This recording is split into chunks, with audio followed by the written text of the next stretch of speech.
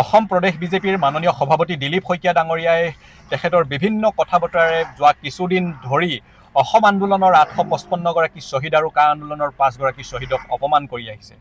আমি মাননীয় দিলীপ শইকীয়া ডাঙৰীয়াক এটা কথা স্পষ্টকৈ জনাই দিব বিচাৰোঁ যে শ্বহীদ খৰ্গেশ্বৰ তালুকদাৰ, গহীন ডেকা, মঞ্জু মহন্তহঁতে কেতিয়াও বিদেশীক ধৰ্মৰ নামত ভাগ ভাগ কৰিবলৈ শ্বহীদ বৰণ কৰা নাছিলে।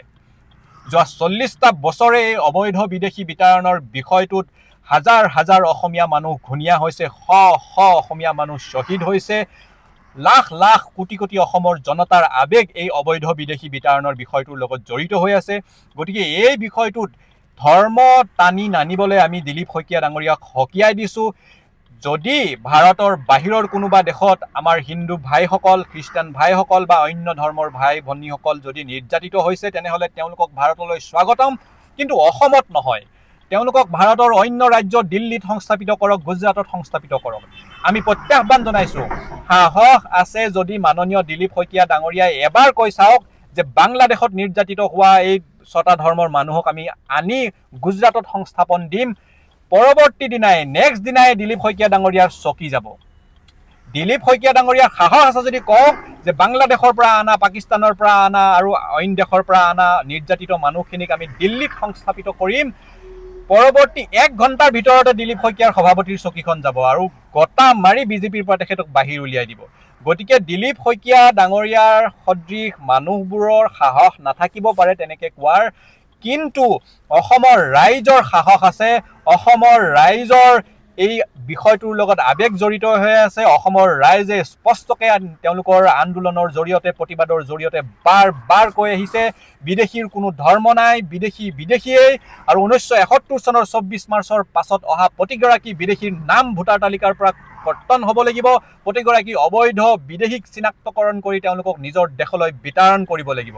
গতিকে এই কথাটোত ৰাজনীতি নকৰিবলৈ, এই কথাটোত ধৰ্ম টানি নানিবলৈ আমি দিলীপ শইকীয়া ডাঙৰীয়াক সকীয়াই দিছোঁ। যদি সাহস আছে দিলীপ শইকীয়া ডাঙৰীয়াই সেই মানুহবোৰ আনি দিল্লীত সংস্থাপিত কৰক, মধ্যপ্ৰদেশত সংস্থাপিত কৰক, গুজৰাটত সংস্থাপিত কৰক। সংস্থাপিত কৰক নহয়, সংস্থাপিত কৰিম বুলি কেৱল মাত্ৰ তেখেতে এটা ষ্টেটমেণ্ট দিয়ক, চাব 1 ঘণ্টাৰ ভিতৰত তেখেতৰ চকী কাঢ়ি নিব বিজেপিৰ কেন্দ্ৰীয় নেতৃত্বই।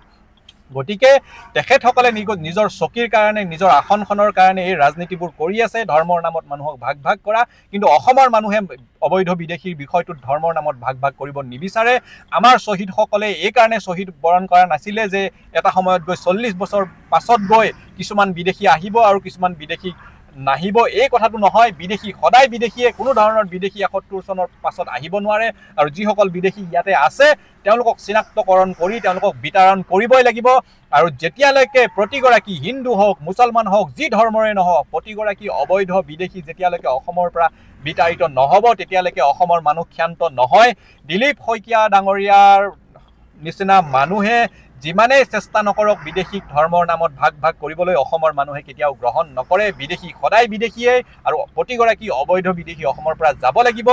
যদি ইমান দৰদ হৈছে, দৰদ আমাৰো আছে, আমিও বিচাৰোঁ বাহিৰত নিৰ্যাতিতসকল মানৱতাৰ খাতিৰত দেশলৈ আহক, কিন্তু অসমত নহয়। অসমত যিহেতু আমাৰ বিদেশী সমস্যাৰে আমি ভাৰাক্ৰান্ত, এই অবৈধ বিদেশী সমস্যাৰ ফলত আমাৰ অসমখন একেবাৰে সমস্যাৰে জৰ্জৰিত হৈ গৈছে, একেবাৰে অস্তিত্বৰ সংকটত ভুগি আছে আমাৰ জাতিটো।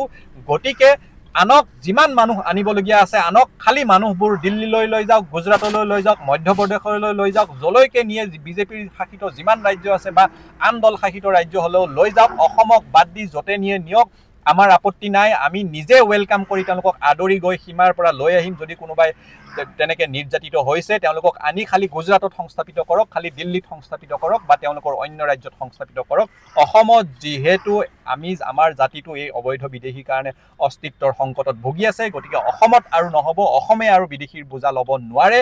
এই কথাটো আমি দিলীপ শইকীয়া ডাঙৰীয়াক স্পষ্টকৈ জনাই দিছোঁ। ধন্যবাদ। জয় আই অসম।